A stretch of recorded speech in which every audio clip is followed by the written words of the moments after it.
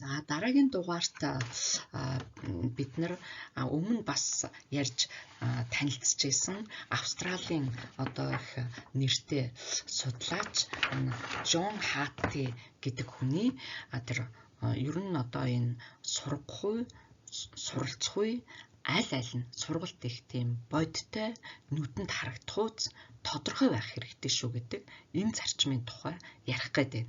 За Джон Хатти гоо бол ер нь нөгөө ажлынхаа гарааг Швейцалийн ахлах сургуулиас эхэлсэн өнөөдрийн өндөрлөгт хүртлээгээд бид нар өмнөх лекцэн дээр ярьж исэн. Тэгээ энэ хүн нэг одоо алдаршуулсан айгуу том бүтээл байдаг. Тэгээ visible learning гэдэг энэгээр нь бараг дэлхийн бүх багш нар мэддэг. Тэгээд энэ судалгаанда юуг хэлсэн байна вэ гэхээр энэ судалгааны үр дүн бол ерөөсөө угаасаа 30 жилийн турш хийгдсэн байна. Тэгээ 30 жилийн тэр ажлын одоо хөдөлмөр дээр суурилж гарч ирсэн. Тэгээд 300 сая одоо сурагчийг хамруулсан. Нийтдээ бол нэг юм 80 мянган метаанализыг хийсэн гэд. Энэ 80 мянган одоо метаанализаасаа бол яг суралцахууд их нөлөөлөд байгаа нэг юм 1400 юм нэг фактор хүчин зүйл байна гэдгийг олж илрүүлээд тэгээ нөгөө 1400 хүчин зүйл дээр дахин анализ хийж ингээд синтез хийгээд за яг одоо тэр амжилттай үр дүнтэй суралцахад энэ тэр нөлөөлөл одоо их өндөр байгаа. Ялангуяа ийм ач холбогдлын түвшинд нөлөөлж байгаа 250 гаруй ийм хүчин зүйл байна гэд. Тэр Cochensty гэдэг энэ дээр effect size-ийн бол энэгээр хэмжсэн шүүгээ тавьсан байна. Стандартлагдсан дундаж утгын ялгаа байгаа даа. За тэгээ энэ хүн ингээ 250 гаруй хүчин зүйлийг гаргаж иржээ. За доотлын тэр хагас цагирахтай диаграмн дээр бол харуулсан байна. Өөрөө бас хэлсэн байгаа. Тэгээ 0.4-өөс л одоо дээшээ энэ дэ хэмжигдэх хүн дээшээ гараад ирэх юм бол тэр бол ерөөсө хүчтэй нөлөөлөл. Тэр 0.2-оос 0.4-ийн дунд бол нэг дундаж хэмжээнд. За тэгээ 0.2 хүртэл бол бас одоо энэ сулвтартай баг зэргийн нөлөөг бол үзүүлдэг юм шүү. Гэт ингээд та нарын нөгөө унших материал бичснээр ямар юм их одоо хүчтэй нөлөөлдгийг, ямар зүйл одоо сулвтар нөлөөлдгийг гэдгийг бол их нарийн судалж гаргаж ирсэн. Тэгээ энэ зарчмын ерөөсөө энэ бодиттой байх ёстой шүү гэж яриад байгаа энэ зарчмын гол санаа юу байгаад байгаа юм гэхээр за суралцахуг бол ерөөсөө багштач тэр сурагчтач тэр аль алинд нь яг ийм тодорхой харагдах үз тэгээ бодиттой байх ёстой. За тэгэхээр сурагч бол сурч байгаа үйл явцаа би ийм юмыг сайн сурч байна. Ийм юм дээр жоохон тархан байгаа юм байна, сурч чадахгүй байгаа юм байна гэдгийг ойлгож авах ёстой.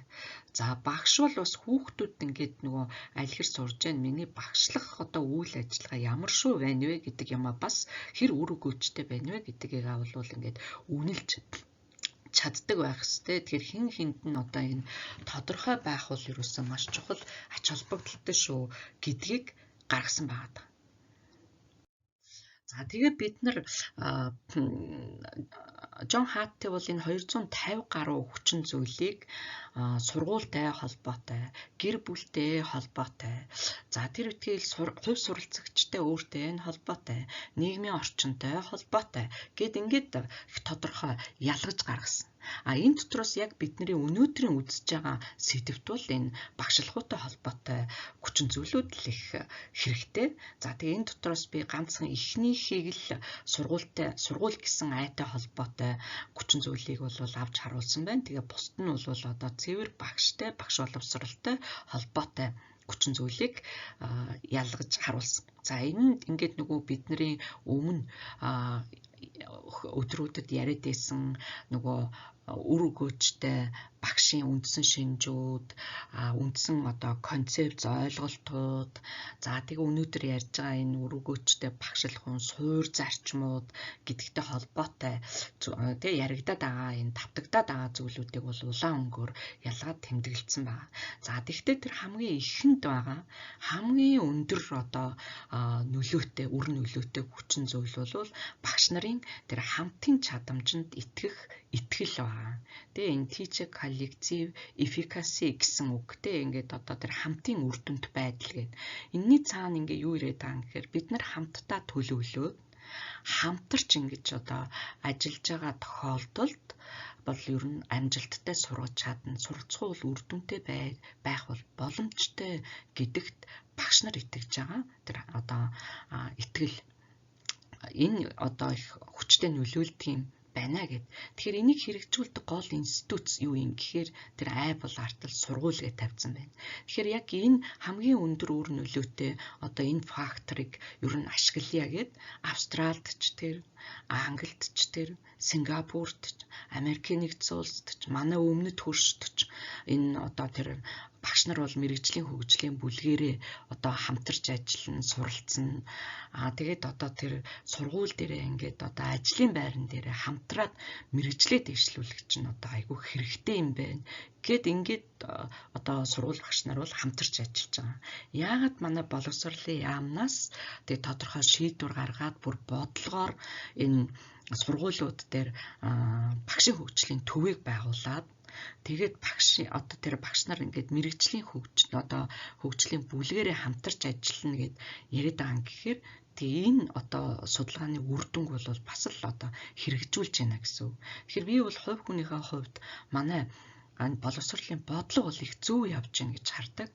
Ганцхан тэр зөв бодлогын үр шимийг хүртээ гэвэл бид нар энийгээ ингээд амьдрал дээр одоо үр дүнтэй хэрэгжүүлэх хэрэгтэй байгаа тийм. Тэр утгаараа одоо энэ багшийн тэр хөгжлийн бүлгэрээ бүгдээрээ хамтарч ажилланаа, хамтраад одоо хичээлийн судалгаа эднараа хийнэ гэдэг чинь бол их ач холбогдолтой юм байх нь шүү дээ. За дараагийн дугаарт их өндөр байгаа бол тэр багшийн урьдчилсан үнэлгээ гэдэг. Яг сургалт хичээл эхлэхээс өмнө хүүхдүүдийн маань одоо ер нь төвшин ямар байгаа вүлээ, яг одоогийн байгаа нөхцөл байдал ямар байгаа вүлээ гэдэг тэр одоо өмнөх энэ урьдчилсан үнэлгээ бол бас л өндөр. Ер нь бол нэгээс дээшээ гараад ирсэн. Хүүхд тэр багшид итгэх итгэл гэдэг юмны цаана Джон Хаттай бол юу хэлсэн байна гэхээр багшийнхаа мэдлэгт нь, багшийнхаа ур чадварт нь энэ ёстой мундаг багш гэдэг ингээд тэр хүүхдийн итгэж байгаа итгэл найдвартай байдал энэ бас их чухал үзүүлэлт. Тэгэхээр бидний одоо тэр ихний үр өгөөжтэй багшийн үндсэн шинж гэдэг юм дээр яриад ирсэн нөгөө гүн бат мэдлэг энэ одоо эднэр бол бас энтэй уялдаа холбоотой л байна гэсэн үг. За тэгээд одоо өнөөдрийн хичээл дээр ч яригдж байна, өмнөх хичээлүүд дээр ч ярьсан юм нэг сурах хүндрэлтэй байгаа сурагчдаа их дэмжлэг үзүүлэх юм бол тэр одоо нөлөөлөх үр нөлөө бол юутай байх нь вэ тийм ээ 0.77-тай байж байна. Багшийн тодорхой байдал яг юу хүсээд байгаа юм бэ, юу хүлээгээд байгаа юм бэ гэдэг их тодорхой байх юм бол тэр хүүхд үзүүлж байгаа нөлөө бол яах нь өсөөд явчих нь байна. Сэдв болгон дээр ярьж байгаа нэг сэдв дээр бараг 4-5 удаа судлаач үр дээр дурддагдаад явж байгаа нэг юм бол эрэх холбоо энэ фидбек байгаад байгаа шүү дээ. Тэгэхээр энэ бас их өндөр одоо 0.7 гэдэг чинь бол айгүй өндөр одоо төвшөнд нөлөөлж байна. Тэгээ хүүхдийг ингээд ангилж шошиглохгүй тэр ялгуурлан гадуурх тухай асуудал биш. Ер нь тэгээ сурлагаар нь ч юм уу чадвараар нь ч юм уу юугаар нь ч гэдгийг нэг ингээд бүлэглээд ангилаад тийм шошиг зүгээд ингээд авах их муу. Тэгэхээр яг ийм байдлыг гаргахгүй байх юм бол одоо их сайн гэд би түрүүн тэр Дундуу аймгийн одоо сурагчдын сургууль дээр хийсэн бичлэгийг үзээрэй гэсэн. Тэнд их олон хүүхэд зохиж хэлж байгаа тийм ингээд ийм ялгуурлахгүй харьцдаг болохоор энэ бол одоо миний хүндэлдэг их сайн багш юм аа эдэргээд ингээд яриад байгаа шүү дээ. За тэгээд бид нэг хэдхэн минутын одоо өмнө яриад өнгөрсөн энэ багшийн хүлээлт бол нөгөө одоо зооны 43-тай байж ах жишээтэй. Тэгэхээр энэ суур зарчмуудад дурддагдаад байгаа гол санаанууд бол бас одоо тэр яг хүүхэд дээр бууж байгаа үр нөлөө нь их өндөр байдаг юм байна гэдгийг энэ туршлагатай судлаач гаргаад ирсэн байна. Тэгэхээр энийг бид нар үйл ажиллагаанд санаж ашиглах нь зүйтэй юм аа гэж одоо хэлэх байна. За бидний дараагийн нэг зайлшгүй танилцах ёстой бүтээлийн дурдах ёстой судлаач бол Америкийн одоо судлаач Роберт Марзано гэж хүн байгаа. За энэ хүн ер нь зүгээр одоо юм боловсролын салбарт хийгдсэн онлын судалгаануудыг яг анги танхимын практикт буулгаад хэрэгжүүлэх тал дээр бол ер нь одоо маш их ажил хийсэн, олон төсөл хэрэгжүүлсэн.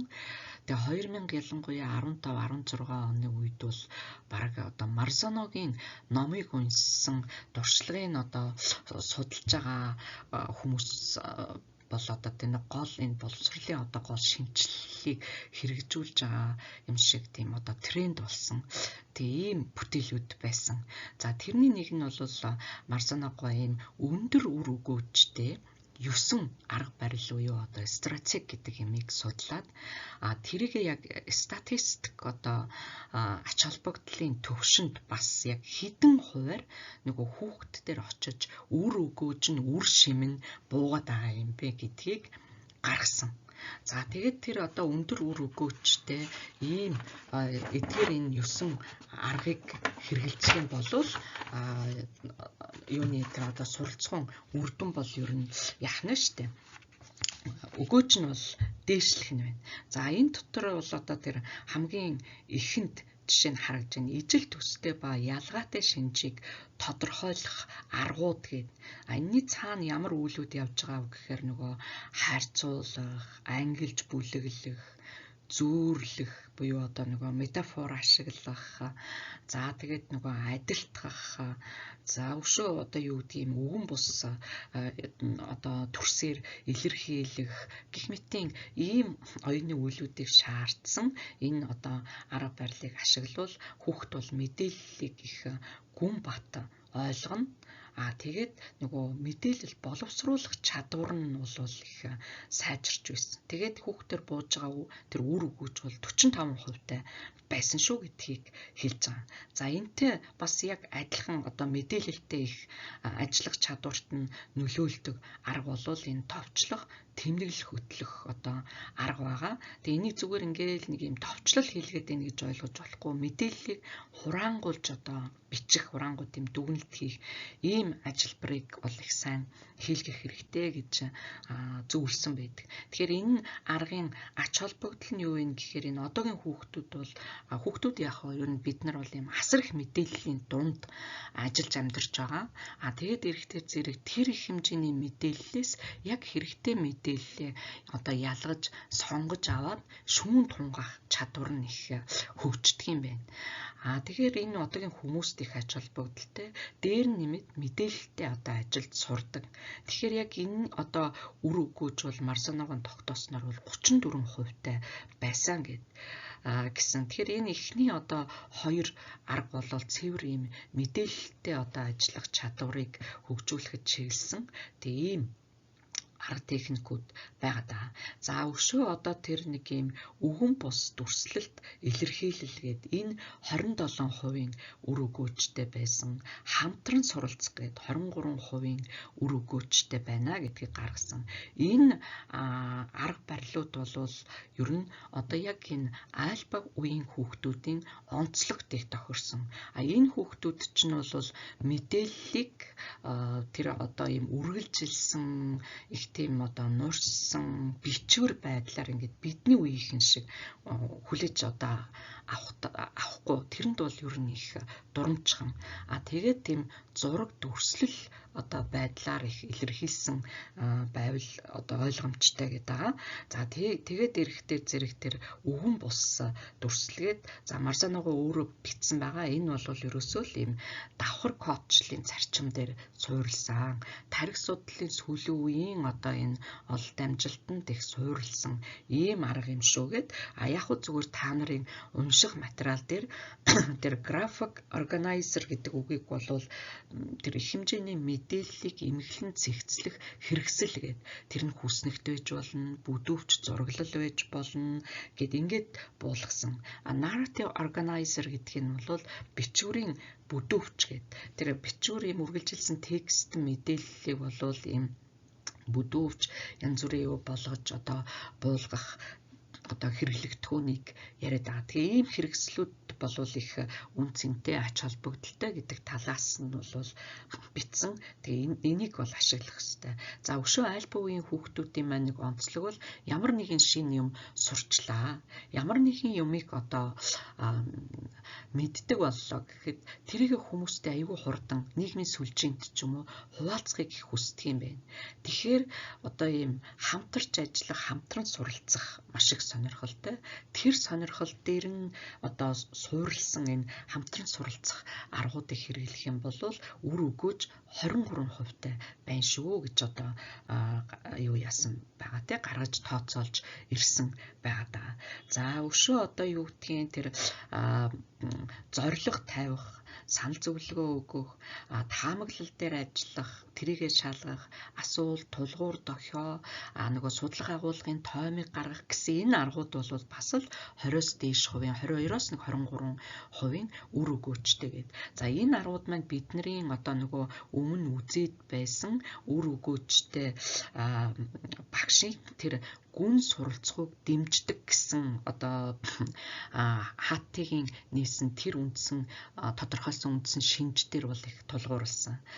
Үр өгөөжтэй багш нар бол тийм гүйхэн, өнгөцхөн, суур төвшний суралцахыг гэхээсээ илүүтэй тэр одоо нэлээд тийм гүн ойлголтын төвшний суралцахыг бол их дэмжиж ажилдаг хүмүүс байдаг. Тэгэхээр энэ үр өгөөжтэй багш нар бол энэ зарчмыг маш их хэрэгжүүлж ажилдаг юм байна. За бас үр өгөөжтэй багш нарын маань өмнө бид нар ярьж исэн тийм эерэг сэтгэл хандлагатай, хариуцлагын мэдрэмжтэй хүмүүс байдгаа гэдэг.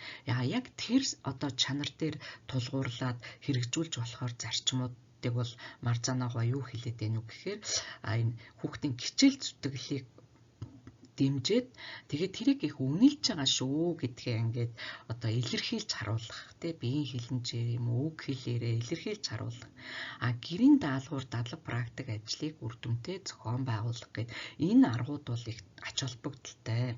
Ялангуяа тэр хичээл зүтгэлийг үнэлнэ гэдэг бол бүр одоо 29%, нөгөөх нь 28% үр өгөөжтэй байна гэдгийг тэ гаргаж ирсэн. Түрүүхэн бид нэр ярьсан нөгөө өндөр хүлээлттэй байх эднэртэй ч бас одоо их холбогдож байгаа. Үндсэн ач холбогдол хүүхэд бол ингээд юмыг би хичээгээд ингээд хийх юм бол ер нь одоо хичээл зүтгэл чинь бол ер нь амжилттай их холбоотой байдгийн байна штэ гэдгийг одоо ийм итгэл үнэмшилтэй болоход их эргээр нөлөөлдөг тийм арга байгаа.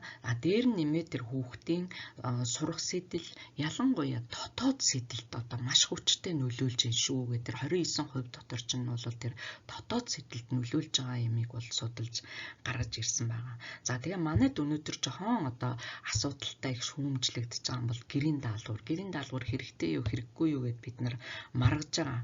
Тэгээ Марзанова бол юу хэлж байгаа гэхээр гэрийн даалгаврыг яг ийм утга учиртай дадлаг практик ажил болгож одоо хувиргах хэрэгтэй. Энэ их чухал. Тэгэхээр ингээд тэр даалгаврын хэмжээг бол зөв тохируулах хэрэгтэй. Эцэг гэхийг аль болохоор бага оролцуул. Тэр чи одоо ингээд нөгөө хүүхэд хийх ёстой юм байгаа болохоос ээж аав нь ингээд юм гэр бүлэрээ хийгээд идэг. Тийм даалгавар болоод хувирчиж болохгүй шүү гэд. Манайд ч гэсэн одоо ийм зүйл байдаг шүү. Тэгээ энд их шүүмжилтэй хандсан.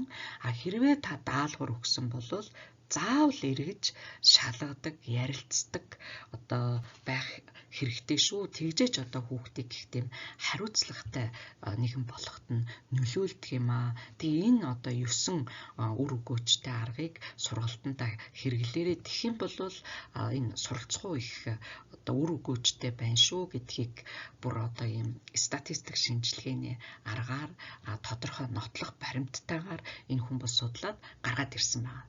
За тэгэхээр ингээд манай багш нар бас мэдээж хэрэгэлдэг баг. Хэрэгэлдэг бол улам батжуулж баяжуулаад за зарим нэг жоохон дутуу дулмаг те зүйл байдаг бол тэрийг унших материал дээрээсээ бас тодруулж авч жагаад Марсаногоон одоо яг энэ ажлыг бол бүр дэлгэрэнгүй хүснэгтлээд та нарын унших материал 2 дээр гаргаад өгсөн байгаа. Тэгээ тэрийгээ их сайн одоо эргэж бүгдээрээ харах нь байна. За ингээд бид нөгөө гол судлаачдынхаа бүтээлтэй бол танилцчихлаа.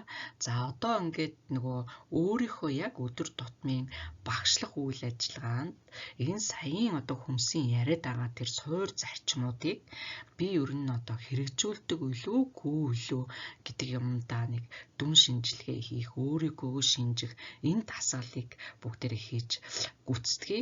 За тэгээ хэрвээ энэ ажилбарыг энэ тавьсан байгаа асуултанд та тэнд дагуу бодоод нэрээ одоо энэ үйл ажиллагааг бол би ерөөсөө байнга хийдэг, байнга тогтмол юм зуршил болтлоо хийдгээ гэвэл байнга гэдэг дээр тавих нь. Заримдаа хийгээд заримдаа бас үгүй байж болно те. Тэгвэл заримдаа гэдэг тэмдэглэе. За ер нь ховорхондоо хаяал нэг хийдэг юм даа гэвэл яах нь ховор одоо тэр үгүй гэдэг дээр хасах тэмдэг тавьчих нь байна. За тэгээд дараагаар нь тэр сайн хэрэгэлдэхгүй байгаа бас хаяа хэрэглээд хаяа амжихгүй байгаа тэр зарчмуудыг би ингээд одоо тэр өдөр тутмын багшлах үйл ажиллагаандаа сургалтандаа одоо хэрэгжүүлдэг болохын тулд ингээд одоо би юу хийх вэ гэдгийг бас одоо энэ дасгалынхаа дараа бол эргэцүүлж бодох нь байна. За ингээд даалгавар болгоод би одоо багш нь юу өгөх гээд байна вэ гэхээр бүлгийн ихэн тавьж исэн асуултаа нэг эргээд хараарэ. Тэрнийхээ хариултыг бол эргэж ашиглах нь байна шүү дээ. Тэгэхээр тэр өөрийнхөө одоо үйл ажиллагаанд баримталдаг зарчмууд ямар зарчмуудыг чагсаагаад бичсэн байна. За тэрийг саяын одоо судлаачдын тэр Гамс нар байж болж байна, Марсаногоо байж болж байна, нөгөө алдартай Джон Хатти байж болж байна.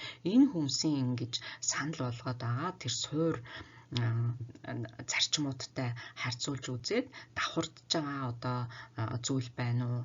Зүгээр одоо тийм жоохон ялгаатай. Тэгээ энэ хүмүүс санал болгоод байгаа та бичээгүү тийм юмнууд нь одоо яг юу байна гэдгийг Венн диаграм дээр ялгаж яах нь бичиж тэмдэглээд за тэгээд тэрийг ямар зүйлийг би тодруулж харах хэрэгтэй юм байна гэдгийг унших материал 2-оосоо одоо эргэж харж уншиж судлаад тэгээд нөгөө хамт ажиллаж байгаа нөхдөдөө бүлгийн хилцүүлэхт бол идэвхтэй оролцох хэрэгтэй.